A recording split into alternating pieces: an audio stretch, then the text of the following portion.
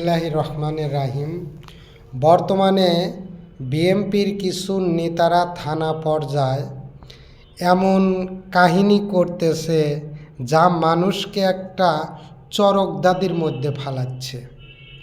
যেমন এই চরকদাদিটা এমনভাবে ফালাচ্ছে যে আপনি বছর শেষে এই রোজার ভিতরে আইসিয়া মানুষকে জাকাতের টাকা দিয়ে দেন, 500 টাকা করে হাতে ধরা দেন, কিন্তু মানুষ ভাবে যে ওনার নমিনেশন নিব করিয়া বা এলাকার ভালো লোক বিদায় আমাদেরকে এই 500 করে টাকা দিচ্ছে বা ইফতার পার্টি করাচ্ছে বা ইফতারের একটা প্যাকেট আমাদের দিচ্ছে বা খাওয়াচ্ছে। এভাবেই মানুষের একটা মন জয় করার লক্ষণ। অথচ এই ব্যক্তি কিন্তু এক ডেলে দুই পাখি মারতেছে। যেমন তার জাকাতের টাকাও মানুষকে দেওয়া হচ্ছে, তদ্রূপ আগামীতে যাতে ওই আসনে সে এমপি নমিনেশন নিতে পারে সে ব্যাপারেও তার একটা মানুষের মাঝে পরিচিত মুখ হচ্ছে। আপনি নেতা এভাবে দুই দিকে আজই যদি ডেল মারে পাখি মারেন, তাহলে আমাদের মতো জনসাধারণকে ভবিষ্যতে যে আপনি কিভাবে বিপদে ফেলাইবেন মানুষ তো বুঝতেই পারবে না।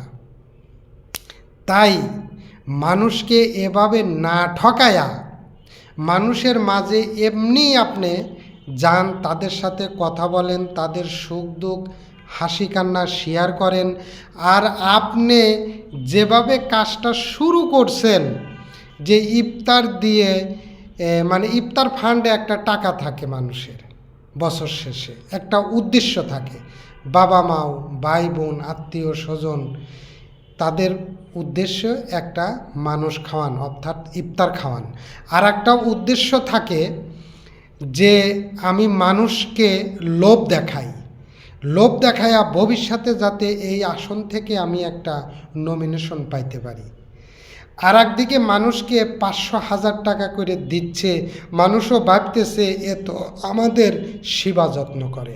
আসলে কিন্তু প্রকৃতপক্ষে এই ব্যক্তি এক ডেলে দুই পাখি মারতেছে।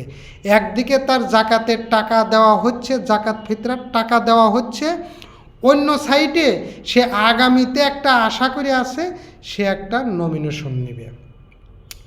তাই আপনার পিছে আবার দেখবেন যে ওই সমস্ত নেতার পিছনে কিছু লোক থাকে যা চামচে। ওই চামচেগারে কাজ কি, যে ওই ব্যক্তি এলাকায় গেলে ওই ব্যক্তির পিছ পিছ ঘুরবে, তার বাজার সদাই করবে, তার বাড়িতে যা বসবে, তার কাছে বসবে, ওই দিন হাজিরে হিসেবে 500-1000 করে টাকা নিয়ে বাজার করে খাবে। এ ধরনের চামচে আবার আলাদা। এই চামচেগুলো আবার এমন পরিবেশ, আজ এই নেতার কাছে গেছে, এই নেতা 2000-5000 দিছে, বাজারঘাট করে খাইছে, 2 দিন পরে এই ব্যক্তি ঢাকা চট্টগ্রাম চলে আসলো, এরপরে আর এক নেতার কাছে যাবে। সেই নেতা দেখবে যে কে কিভাবে আসলো, তার কাছে যাবে, তার সাথে বসবে, খালই ধরবে, তার শার্ট দেখবে, তার গাড়ি ধুয়ে দিবে, তার কাছে যাবে, যাওয়ার পরে তার কাছ থেকে আবার 500-2000 করে এভাবে টাকা নেবে।